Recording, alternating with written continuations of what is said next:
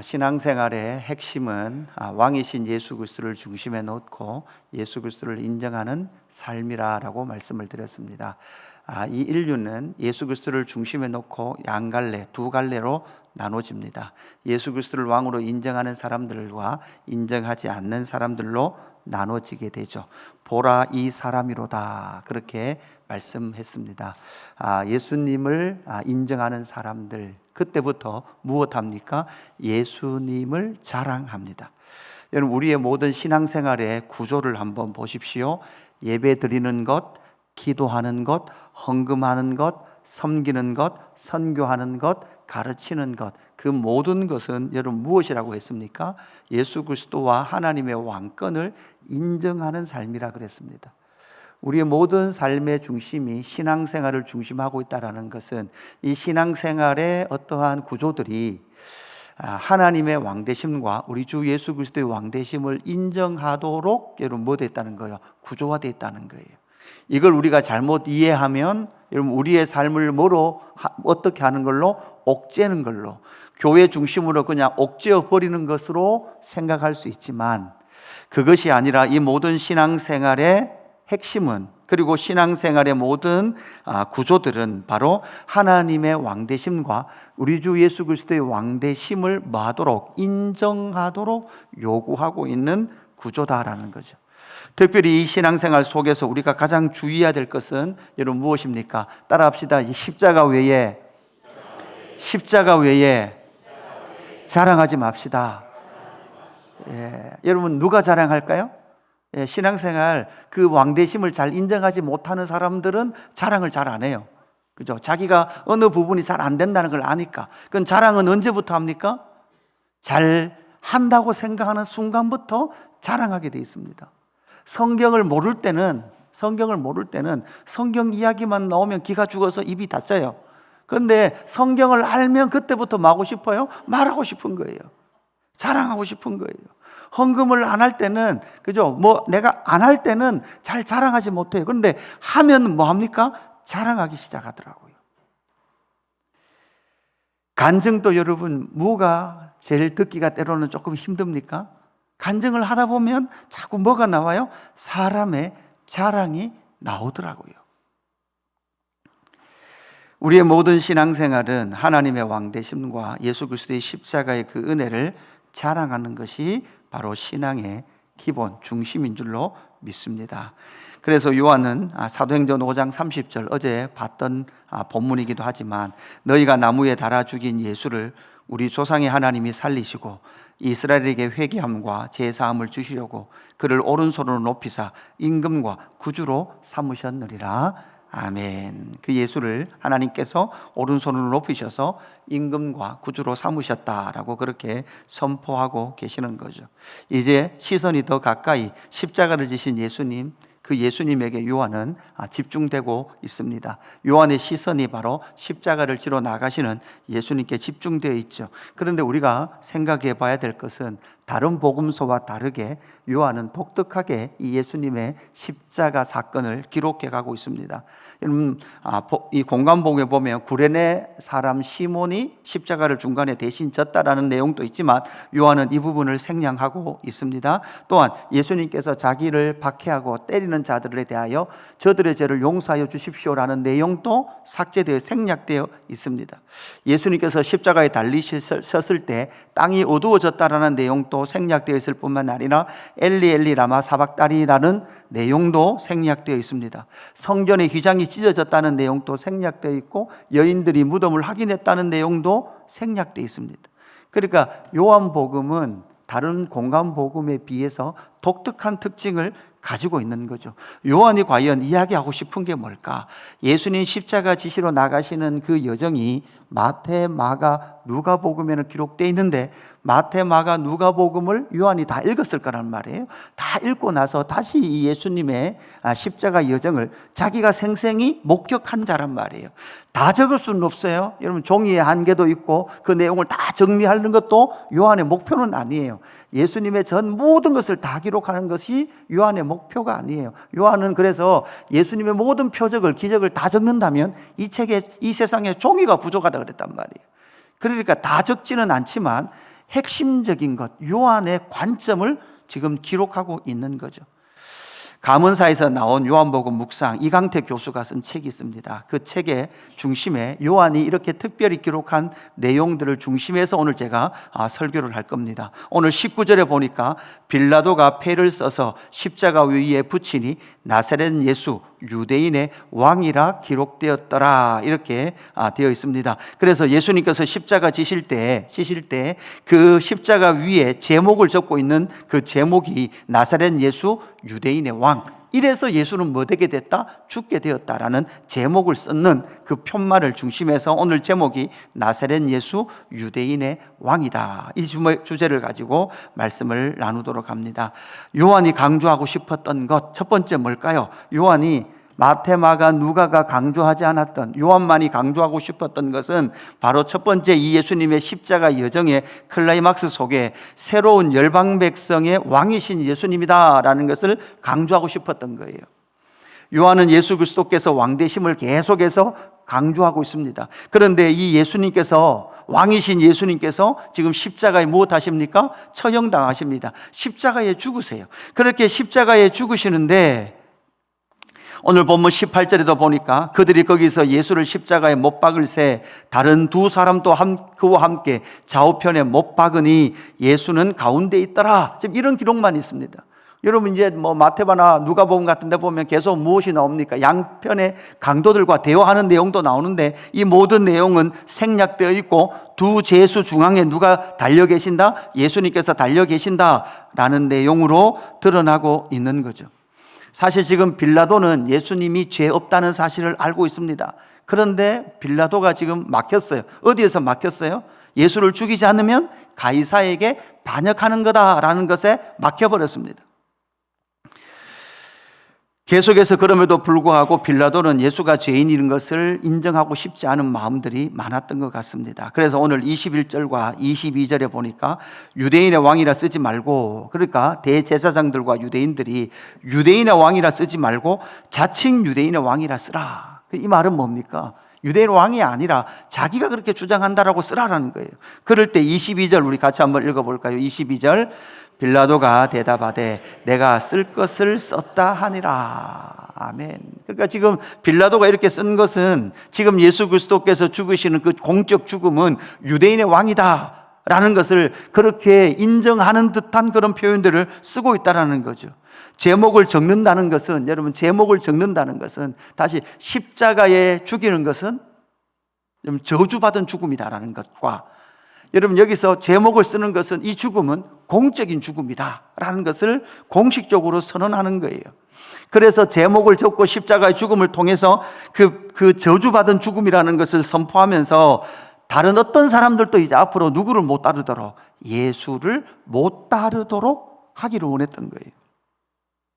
그러나 요한은 20절에 다른 공간복음에서 기록하지 않은 한 절을 기록하고 있습니다. 우리 20절 같이 봉독해 보십시다. 예수께서 못 박히신 곳이 성에서 가까운 고로 많은 유대인이 이 배를 잃는데 히브리와 로마와 헬라 말로 기록되었더라. 아멘. 이건 아마 정확할 거예요. 왜? 요한이 봤습니다. 나사렛 예수는 유대인의 왕이다라는 이 선언이 히브리 말로만 적혀 있는 것이 아니라 당시 모든 세상이 로마로 연결되어 있다는 로마 제국의 언어였던 로마어와 헬라 말로 기록되어 있다는 거예요. 이렇게 기록되어 있다는 것은 최소한 지금 이 절기가 어떤 절기입니까? 유월절입니다. 유월절 절기를 지키기 위하여 온 땅에 흩어져 있었던 디아스포라 유대인들이 예루살렘에 왔을 때 이 예수 사건을 목격했을 뿐만 아니라 그 편말의 죄의 제목이 히브리 말로만 되어 있었던 것이 아니라 로마나 헬라 말로 모두 다 새 언어로 표현되어 있다는 거예요. 이것은 무엇을 말씀하고 있습니까? 그렇게 유월절 절기를 지키러 왔던 흩어져 있었던 디아스포라 유대인들, 그 디아스포라 유대인들 속에서는 이미 히브리 말을 잃어버린 사람들도 있었을 거라는 거죠. 그 히브리 말을 잃어버렸던 그 사람들도, 여러분 히브리 말을 잃어버렸다는 것은 여러분 언제 보면 알 수 있습니까? 오순절 성령이 임했을 때 그죠? 그들이 히브리 말을 알아듣지 못하는 유대인들도 있었는데, 그죠? 온 땅이 흩어져 있었던 유대인들이 왔을 때 로마에서부터 온 사람들도 그들의 말로 번역하여 성령이 임했다는 것을 예루살렘의 모든 흩어져 있었던 유대인들이 알아듣게 되었다라는 내용을 봐서 히브리 말을 알지 못하는 자들에게 모두 다 뭐되고 있다는 말이에요. 선포되고 있다라는 거죠.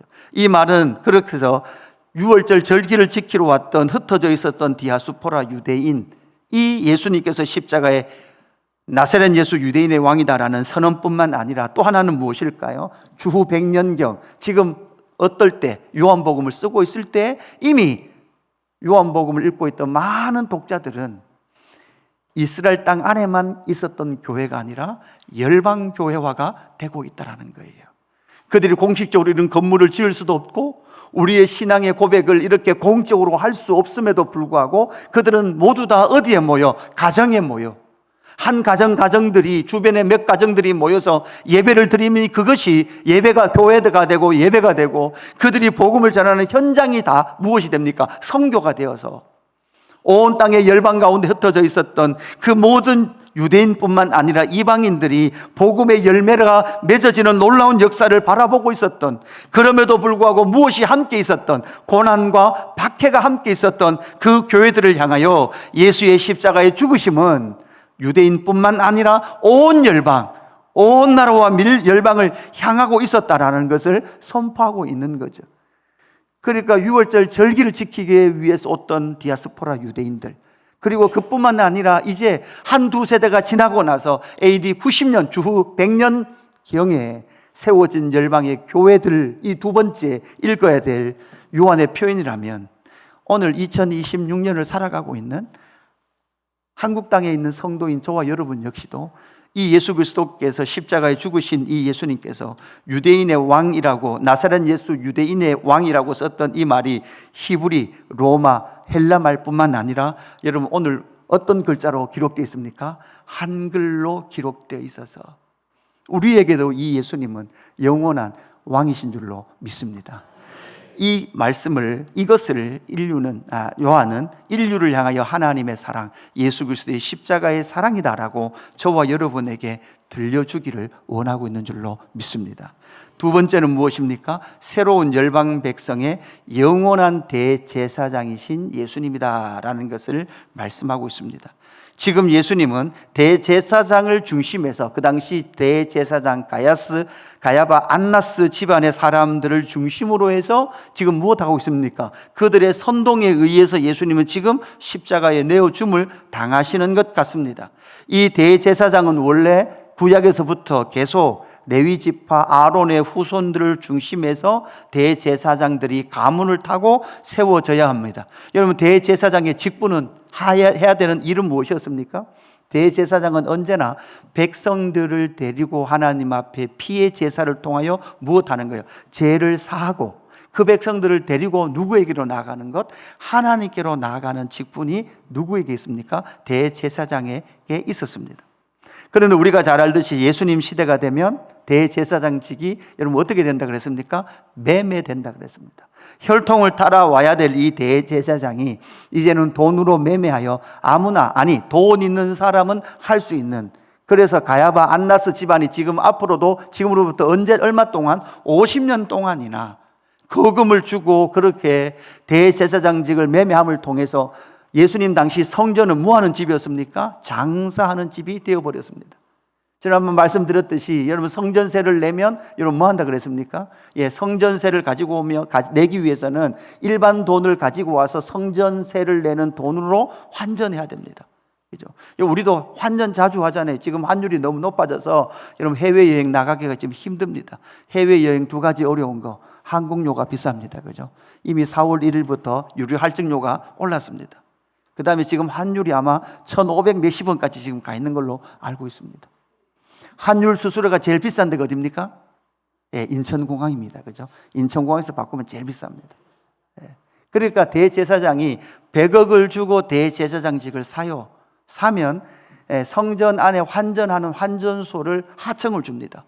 그죠? 한 10명에게 하청을 줄 때, 그러면 자기가 100억을 투자했으니까 10명에게 환전소를 차릴 수 있는 권한을 줄 때 1인당 얼마를 받을까요? 그러니까 순진한 사람은 10억 받는다 그러더라고요.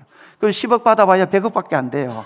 그죠? 그러니까 그게 순진한 거예요, 여러분. 그러니까 항상 20억을 받아야 되는 거예요. 20억을 받아야 100억 넣고 100억을 버는 구조가 되는 거죠. 그러니까 완전히 장사하는 소굴을 만들어 버렸습니다. 이렇게 대제사장직 매매해서 장사의 소굴을 만든 그들에게 지금 예수님은 십자가에 내어줌을 당하시는 것 같은 모습을 하고 있는 거죠. 정말 여러분, 어떤 면에서는 억울한 일이죠. 억울해도 이렇게 억울할 수 없는 거죠. 가짜 대제사장들, 거짓 대제사장들, 그 도둑의 소굴을 만든 그들을 중심해서 지금 예수님은 십자가에 내몰리고 있는 듯한 모습인 것이죠. 그런 모습 가운데 오늘 23절에 어떻게 요한은 기록하고 있습니까? 이렇게 기록하고 있습니다. 군인들이 예수를 십자가에 못 박고 그의 옷을 취하여 네 깃에 나누어 각각 한 깃씩 얻고 속옷도 취하니 이 속옷은 호지 아니하고 위에서부터 통으로 짠 것이라. 그러니까 사실 여러분, 이 23절을 가만히 보면, 여러분, 먼저는 속옷은 호지 아니하고 위에서부터 통으로 짰다. 우리가 생각하는 그런 속옷이 아니라 대제사장들이 입는 옷 안에 일자로 그냥 호지 않았단 말은 박음질을 하지 않은 그냥 통째로 천을 말하는 거예요.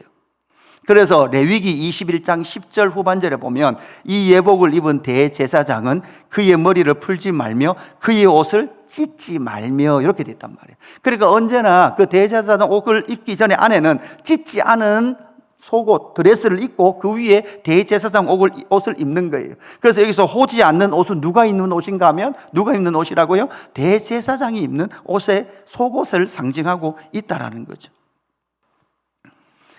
그뿐만 아니라 무엇을 말하고 있습니까? 24절에 가면 군인들이 서로 말하되 이것을 찢지 말고 누가 얻나 제비 뽑자 하니 이는 성경에 그들이 내 옷을 나누고 내 옷을 제비 뽑나이다 한 것을 응하게 하려 함이러라, 이렇게 기록을 하고 있죠. 이 말씀 역시도 우리가 잘 아는 시편 22편 10절의 말씀이 성취되는 거예요. 시편 22편 1절이 어떻게 시작합니까? 어찌하여 나를 버리셨습니까? 이 고백으로 시작되거든요. 그래서 시편 22편은 예수님께서 십자가의 고난을 예표하고 있는 하나의 시편이고, 그 시편의 말씀이 예수님께서 십자가에서 상당히 많이 인용하면서 그대로 성취된 장이 시편 22편입니다. 그래서 내 겉옷을 나누며 속옷을 제비 뽑나이다라고 고백했던 이 고백이 그대로 성취되는 거죠. 그러니까 여러분, 이 모습을 가만히 보면 대제사장을 혈통적 하나님께서 세우신 혈통적이 아니라 곧 여러분 직분을 마듯이 뺏어가 버려요. 제비 뽑듯이 자기들이 그냥 그것을 찢어서 나눠 가져가듯이 대제사장직을, 하나님의 직분을 나눠 가져가는 거예요. 돈 주고 사는 것이고, 돈 주고 사서 하나님의 직분을 온전히 감당하는 것도 아니라 돈으로 그것을 다시 되팔며, 그렇죠, 돈으로 다시 되파는 모습들을 그대로 가지고 있는 것이죠. 지금 예수님은 그렇게 타락한 대제사장의 그룹들에 의해서 십자가에 죽으시는, 여러분, 어떤 분이에요? 그죠? 진짜 대제사장이라는 거예요. 완전한 대제사장이라는 거예요. 그리고 영원한 대제사장이라는 거예요. 여러분, 왜 그래요? 이게 어디에서 증명하고 있습니까? 히브리서라는 책에서 그렇게 증명하고 있습니다. 인간 대제사장은 영원할 수 없어요. 왜 그래요? 자기 죄 때문에 죽어요. 인간 대제사장은 자기 스스로 지성소에 들어갈 수 없어요. 자기 죄도 뭐 해야 돼요? 씻고 들어가야 돼요. 그러나 히브리서에 보면 아니다, 예수님은 영원한 대제사장이다, 더 이상 다른 대제사장이 필요 없다, 그리고 자기 죄를 씻을 필요도 없다. 여러분, 히브리서를 왜 기록했다 그랬습니까? 그러니까 1세기 그리스도인들이, 예수 믿는 사람들이, 특별히 예수 믿는 유대인들이 자꾸 어디로 돌아가려고 하는 회귀 본능이 생기는 거예요. 유대교로 돌아가고 싶은 거예요. 왜? 여러분, 교회에 오면 대제사장 옷을 입은 사람이 없어요. 그죠?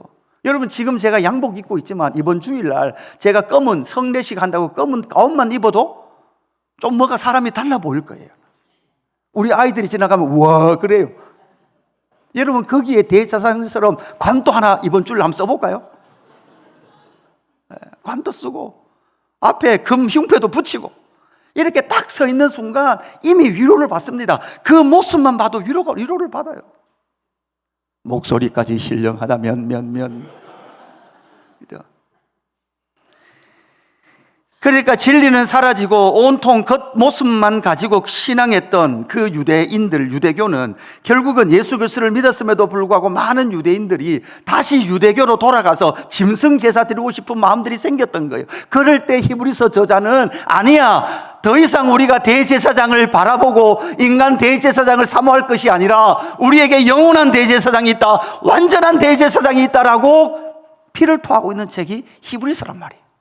그래서 요한은 이 본문을 통하여서 다시금 우리에게, 아니 예수 그리스도께서 영원한 대제사장, 완전한 대제사장으로 이 땅에 오셔서 타락한 인간 대제사장에게 십자가에 내몰리는 것 같으나 예수님께서는 스스로 십자가에서 무엇 되어 주셨습니까? 제물이 되어 주심을 통하여서, 그리고 부활을 통하여서 이제 앞으로 예수 그리스도를 믿는 자들만이 예수 그리스도의 대제사장 되심을 믿음으로 말미암아 지성소 하나님 안으로 나아갈 수 있다라는 것을 우리에게 지금 선언하고 있는 말씀인 줄로 믿습니다.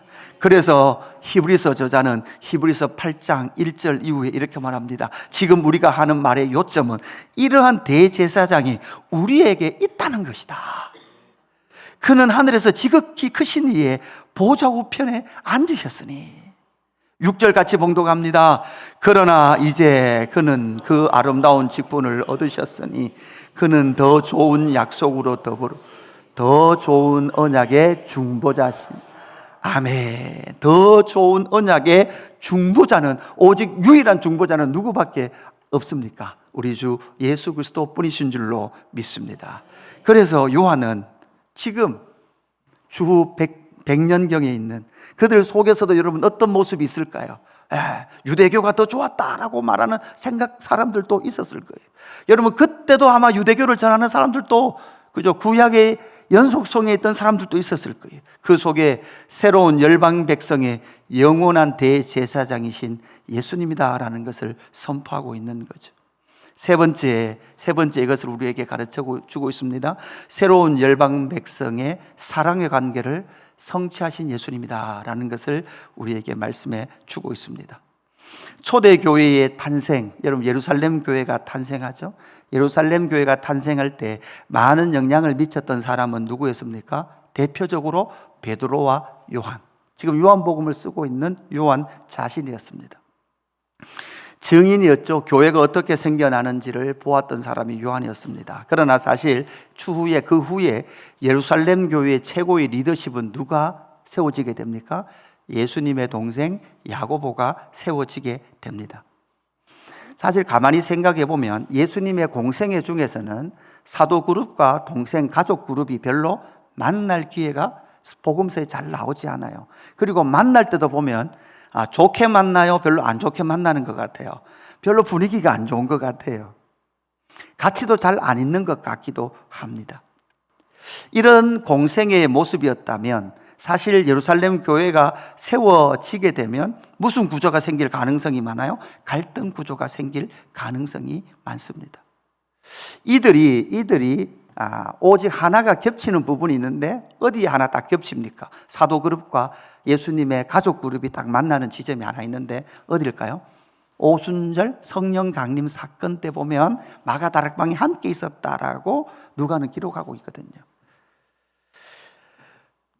초대교회의 예루살렘 교회 탄생과 함께 리더십의 갈등, 제가 배웠던 박운만 교수가 이 부분을 한번 설교한 적이 있었어요. 이 예수님의 사도 그룹과 가족 그룹이 어떤 과정의 화해를 거쳐서 어떻게 그리스도의 사랑으로 연합했는가라는 내용들을 설교를 들은 적이 있는데, 제가 그 설교를 다시 찾으려고 들어가 보니까 다 지워지고 없더라고요. 들었던 기억밖에 없어요. 제목밖에 없어요. 오늘 26절, 27절 말씀 한번 보십시다. 이렇게 기록하고 있습니다. 예수께서 자기의 어머니와 사랑하는 제자가, 여기서 사랑하는 제자가 누구라는 거예요? 요한 자신이죠. 그렇죠? 예수께서 자기의 어머니와 사랑하는 제자가 곁에 서 있는 걸 보시고 자기 어머니께 말씀하시되 여자여 보소서 아들이니이다 하시고, 또 그 제자에게 이르시되 보라 내 어머니라 하신대. 그때부터 그 제자가 자기 집에 모시니라. 지금 어떻게 된 거예요? 그죠? 여자여 보소서 아들이니이다. 또 그 제자에게 이르시되, 요한에게 이르시되 보라 뭐라고요? 내 어머니라, 이렇게 말해요. 그래서 여러분 누가 어머니를 모셨대요. 그죠? 요한 자신이 어머니를 모셨대요. 사실 앞으로 야고보, 요셉, 시몬, 유다, 예수님의 동생 그룹이 있어요. 사실 이들의 어머니예요, 마리아는. 그러니까 야고보를 불러놓고 그래도 예수님이 1번이면 야고보가 2번이면 최소한 그죠, 이 가계 구조상 질서상 예수님은 그죠, 십자가에서 좀 힘드시지만 야고보야 네 일로 와봐라 그래가지고 네 엄마 잘 모셔라, 내 먼저 간다 이렇게 말해줘야 되잖아요. 그죠? 그런데 예수님은 엉뚱하게도 요한 자신을 부르셔서 그렇게 선포하고 있는 거죠. 여러분, 이것은 무엇을 알 수 있습니까? 이미 예수님은 마가복음 3장 33절 공감복음에서도 이렇게 말씀하신 적이 있습니다. 대답하시되 누가 내 어머니며 동생이냐 하시고 35절 같이 봉독하십시다. 누구든지 하나님의 뜻대로 행하는 자가 내 형제요 자매요 어머니니라. 아멘.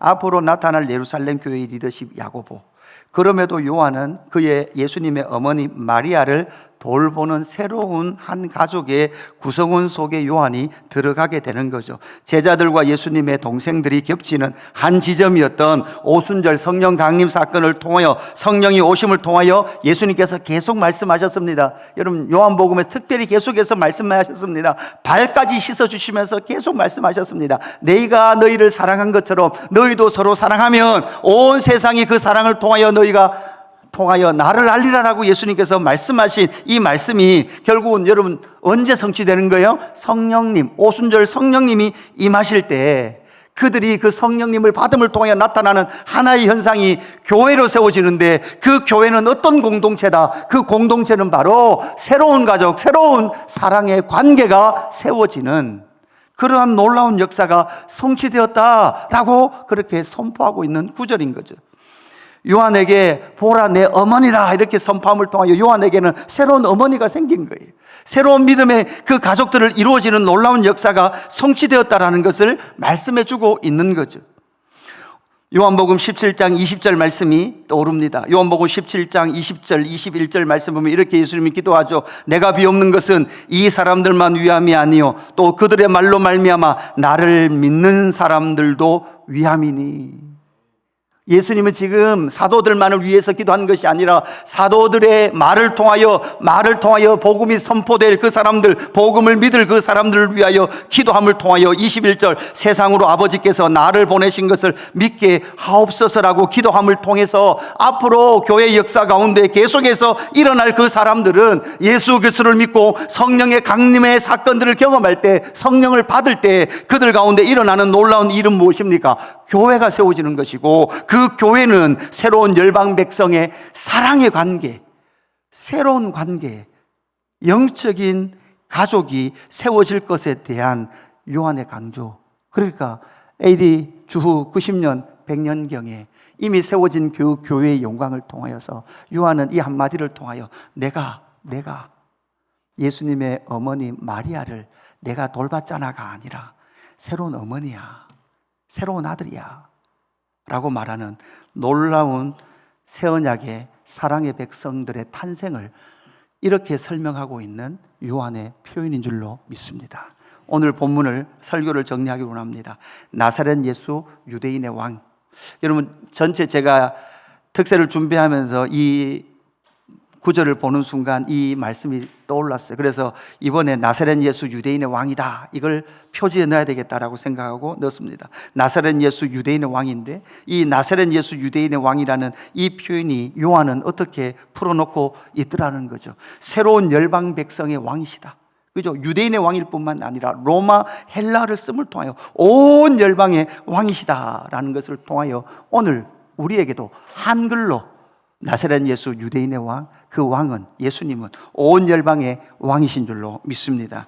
그뿐만 아니라 호지 않는 옷, 그죠? 속옷의 그 모습을 통하여 영원한 대제사장이신 예수님이다라는 것을 우리에게 보여주심을 통하여 인간 대제사장이 아니라, 인간 눈에 보기 좋은 것이 아니라 우리의 죄를 사하시고 저와 여러분을 하나님 아버지께로 인도하시는 분은 오직 영원한 중보자는 예수 그리스도뿐인 줄로 믿습니다. 이 예수님 완전하십니다. 더 이상 어떤 다른 존재가 필요 없는 줄로 믿습니다. 예수 그리스도를 통해서만 하나님께로 나아갈 줄로 믿습니다. 그렇게 고백하는 자들이 새로운 공동체, 교회를 이루어서 오늘 이 아침에 이 얼굴로 서로 마주하고 있는 줄 믿습니다. 화장을 안 하고도 만날 수 있는 존재. 그죠? 같이 밥을 먹는 존재. 여러분, 밥하는 게 힘들어요. 우리 권사님들 힘들어요. 그런데도 여러분 왜 밥을 합니까? 그냥 밥 한 끼 먹는다고 생각하는 게 아니에요. 여러분, 새로운 가족은 아침밥을 같이 먹는 게 이게 보통 일이 아니잖아요. 오늘 앞에 나가시면 어머니들에게 어머니 건강하십니까? 이렇게 물으시고, 새로운 교회 공동체, 하나님의 나라, 가족 공동체를 예수의 십자가를 통하여 세우신 줄로 믿습니다. 우리 이 찬양하십시다. 오늘과 내일 예수 그리스도의 십자가의 복음과 함께 그 복음이 개인을 넘어 여러분 가정 공동체로, 그 다음 교회 공동체로 나아가는 그 본문을 우리가 살펴볼 거예요. 그래서 찬양이 우리에게 소원이 하나 있네. 주님 다시 오시는 그날까지 우리 가슴에 새긴 십자가의 사랑은 뭐를 통해 나타납니까? 교회를 통해 나타나는 줄로 믿습니다.